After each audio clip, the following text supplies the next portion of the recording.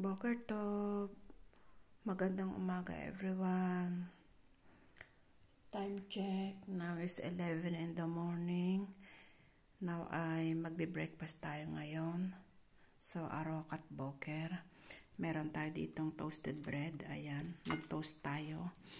So itong ating tinapay. Tinost natin. Ayan. Ni-slice natin ng ganito. At meron tayo ditong hummus. So, ayan guys, ang ating hummus. Ayan. So, masarap yan palaman sa tinapay. At meron din tayo ditong butter with ayan, dabdobanim cherry. Dabdobanim cherry. Lagay natin itong butter, tapos itong ating dabdobanim. Ayan na jam. So, with matching kape, of course, may kape tayo dito. Kape sa malamig na umaga. So, ito guys ay ating napakasimpleng breakfast. Ayan. So, solve na tayo dito. So, yun lang guys ang aking napakaikling video.